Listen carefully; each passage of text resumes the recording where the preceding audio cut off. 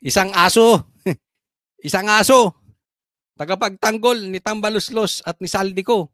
O, ilabas nyo si Saldico. Asa na? Mr. Chair, yun na nga ang problema, no?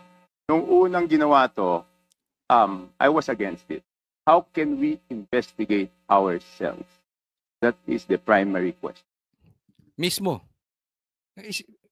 Iimbestigahan nyo yung sarili ninyo na maraming sangkot. Sabi nga nila, alam nila kung sino ang pinakamalaking nakurakot sa flood control project diyan sa mga congressman. So alam na nilang madami. Alam nila kung sino ang pinakamalaking kinurakot. At hindi sila nagsalita noon.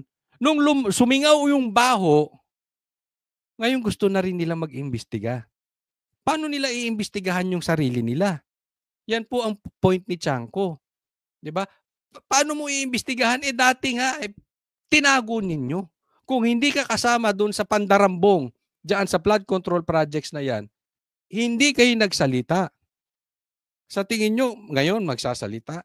Hindi. Takipan ang mangyayari dyan. Tingnan ninyo kung paano patutunayan ni Chanco, may takipang nangyayari. So kung isang congressman, sabi nyo kanina kahit sino masagasaan, wala tayong sasantuhin, kahit congressman, kahit senador. Kung ang congressman hindi pa pwedeng maging resource person at hindi natin pwedeng pa-testify under oath, di ibig sabihin sa usapang to, exempted ang congressman. So paano tayo mag-iimbestiga? Paano tayo? Number one. Number two, Mr. Chair, here is the USB. Yun! Eto na. Ha? O, eto USB. Eto, totoo na ito. Ilalabas na. Hawak na. Ipinakita na. Tuloy na yung USB. Hindi na ito fake news. Tuloy-tuloy to. Okay. Pero puntahan muna natin doon. Diba? Paano nga nyo iimbestigahan? Sabi nyo, patas. Kahit taraan nyo kung sino-sino. Pero mayroon kayong hindi gustong imbitahin.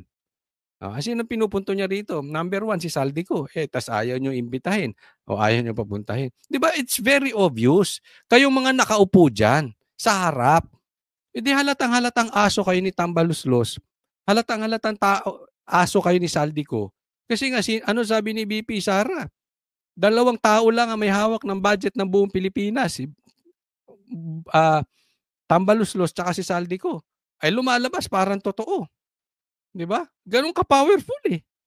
Kasi isipin mo, ang Congress mag-iimbestiga tapos ayaw ilabas si Saldico. O tingnan nyo, ilalabas niya na yung ebidensya, video ng kababuyan ng congressman. O ito, hawak niya na ha. O sige, balikan natin. Hawak niya ang video, USB ng kababuyan ng congressman. Anong sagot nila? Mr. Chair, here is the USB. Sinasabi, paano nagkaroon ng insert? Paano nagkaroon ng pasukan? Tinagalog ko. O, eto USB, eto video, kung paano nagkaroon ng pasukan. O, di kababuyan ng congressman, pasukan, insertion. Di ba? Under the name of Congressman Saldico, yun. Ang insertion sa BICAM as proponent siya is 13,803,693,000. Ako, ang daming in-insert. Ang dami palang insertion. Mabilis yun. Ganun-ganun yun. Diba? Kung isa insertion, 2, 3, 4, 5, 13 billion insertion. Ganun yun. Madaming in-insert yun. Oh. Maraming pinasok. 13 billion. Pinasok. Isiningit. In-insert ni Saldico. According to Chanco. And we do not want to invite him as a resource person. Mr. Chair, sorry. Comsec, can you show this para lang sabihin hindi ako Mr. Chair, with due courtesy. Wait, I have the floor. Yeah, I have the floor. I have the floor. No, Mr. Chair. I have the floor. Just to, on the I have the record, floor. On the record, Mr. I Chair. have the floor. We did not refuse to invite. I have the floor. Mr. Chair, suspend. Motion to suspend. Mr. Kita mo? Ay, bumagsak yung ilaw ko. Pambihira.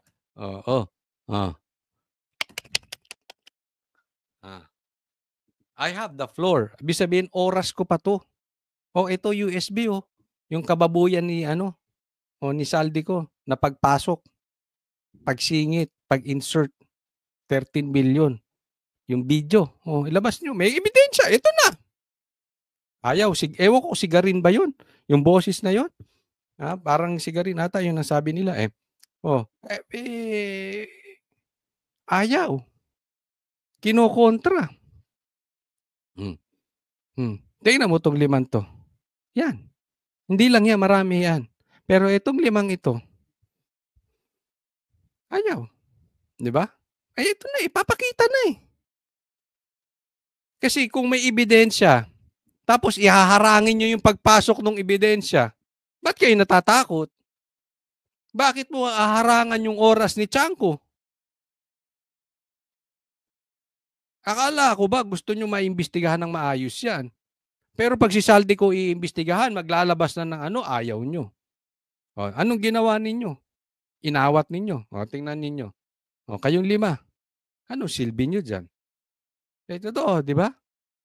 Kasi kayong 5. Sa tingin ko lang. Gusto, ibalik natin. Ibalik natin sa Duterte. Kasalanan nila yan. Meron bang investigasyon dito na hindi bubuelta sa Duterte?